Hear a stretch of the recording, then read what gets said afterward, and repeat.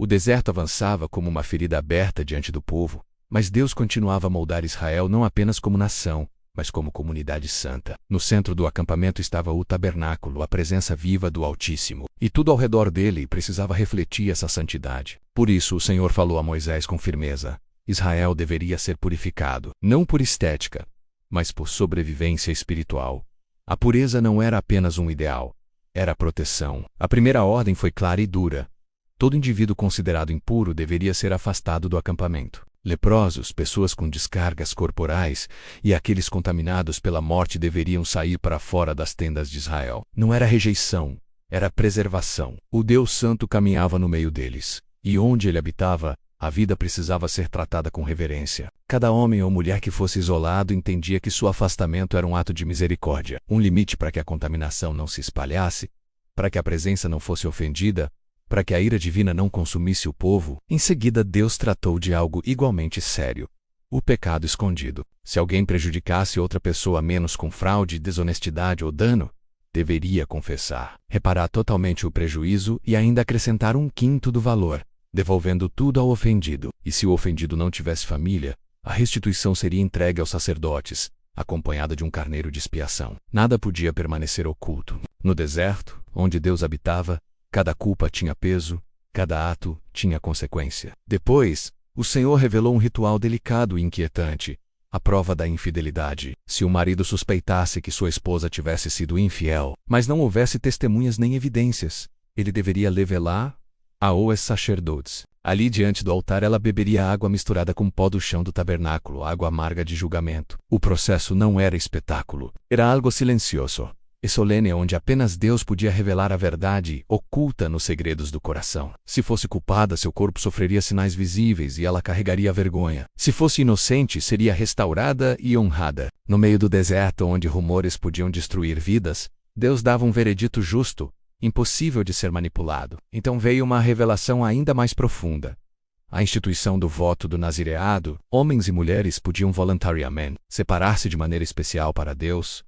O nazireu era alguém que decidia viver um período de consagração absoluta. Ele se abstinha de vinho e de qualquer produto da videira. Não cortava os cabelos e evitava todo contato com a morte, inclusive de familiares. Seu cabelo crescia como símbolo visível da sua dedicação. Cada fio marcava dias de entrega, silêncio, disciplina e renúncia. Durante esse período, o nazireu se tornava um sinal vivo no acampamento. Alguém que caminhava com a marca da consagração estampada no corpo. Sua vida era um lembrete constante de que Deus ainda chamava seus filhos para níveis mais profundos de santidade. Mas o voto tinha suas exigências.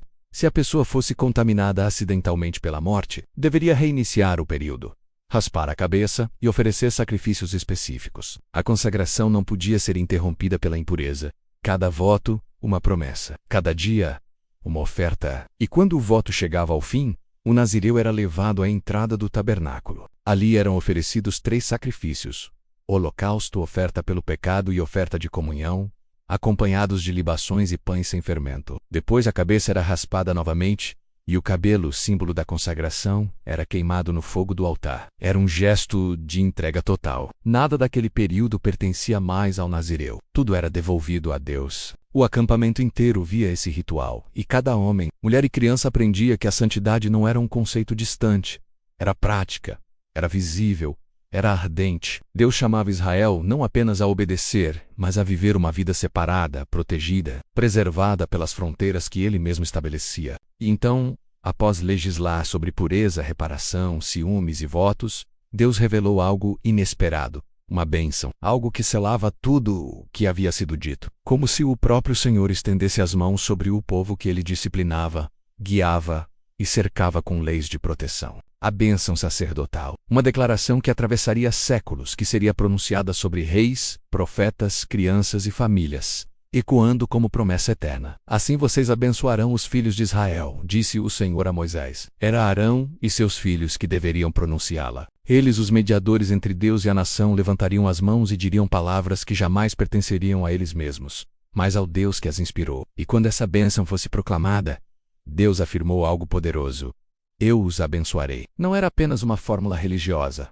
Era um compromisso divino. O Senhor se colocaria sobre o povo, envolvendo-o como escudo, trazendo luz, paz e proteção. Tudo o que ele ordenara até aqui, pureza, separação, santidade, votos, agora era coroado por esse gesto de cuidado paternal. A pureza protegia o povo, mas era a bênção que completava a proteção. O povo de Israel continuava sua jornada no deserto, mas agora carregava um conjunto de instruções que atravessavam não apenas o corpo, mas também a alma. Deus estava ensinando que a santidade não se limitava ao espaço do tabernáculo, mas deveria moldar cada relação, cada casa, cada voto e cada gesto cotidiano. A pureza não era um fim estético, era uma medida de sobrevivência espiritual. No meio do deserto, onde a vida dependia de limites claros, o pecado não podia se espalhar como veneno silencioso. Enquanto os levitas e sacerdotes cuidavam da santidade física do tabernáculo, todo Israel era chamado a cuidar da santidade interna da comunidade.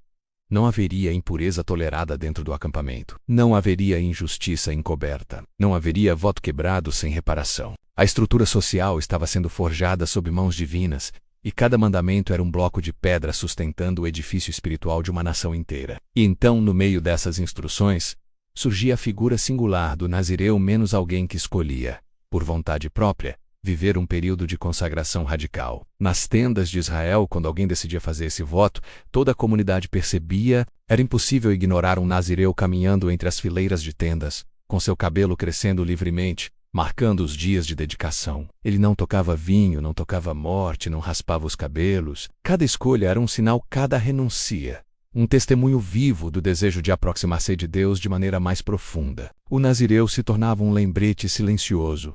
Deus ainda chamava seu povo à entrega, mesmo no deserto. Os filhos de Israel viam naquele voto um eco do próprio tabernáculo, menos algo separado, distinto, reservado apenas para o Senhor. Mas esse chamado exigia rigor. Se alguém morresse inesperadamente próximo ao nazireu, ele era contaminado mesmo sem intenção. Seu voto não era cancelado, mas reiniciado. Ele rasparia a cabeça, ofereceria sacrifícios e recomeçaria o período. A pureza exigida por Deus não admitia atalhos, e quando o voto de consagração finalmente se completava, o processo era solene. O nazireu oferecia 3 tipos de sacrifícios: uma oferenda pelo pecado, um holocausto e uma oferta pacífica, menos representando purificação, entrega total e comunhão. Depois, raspava a cabeça, e o cabelo era queimado no fogo do altar. Era a oferta do tempo vivido, dos dias separados, das renúncias acumuladas. Cada fio transformado em fumaça subia como lembrança diante de Deus. No meio dessas leis, Israel aprende algo profundo: santidade não era apenas um mandamento.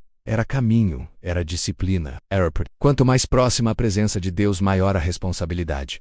A pureza mantinha o povo vivo. A impureza, se negligenciada, trazia julgamento. E então, o Senhor entregou a Moisés o que se tornaria uma das palavras mais conhecidas e amadas de toda a Escritura: a bênção sacerdotal. Não uma prece humana, não um desejo religioso, mas um pronunciamento oficial do próprio Deus sobre seu povo. Arão e seus filhos deveriam levantar as mãos sobre os israelitas e declarar: o Senhor te abençoe e te guarde. O Senhor faça resplandecer o seu rosto sobre ti e te conceda graça. O Senhor volte para ti o seu rosto e te dê paz. E depois da instrução veio a promessa: assim eles porão o meu nome sobre os filhos de Israel, e eu os abençoarei.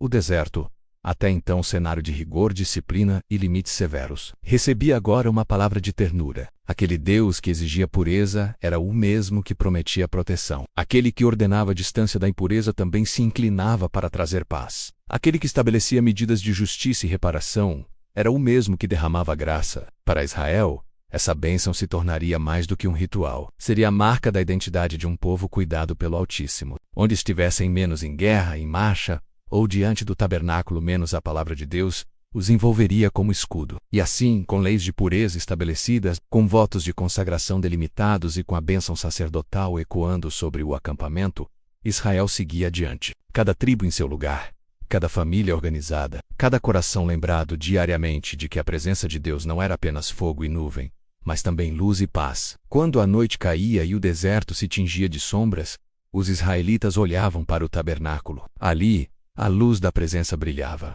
E enquanto as tendas repousavam ao redor, a bênção sacerdotal, recém-proclamada, recém-selada, menos parecia repousar sobre cada tenda, sobre cada família, sobre cada alma que caminhava rumo à terra prometida.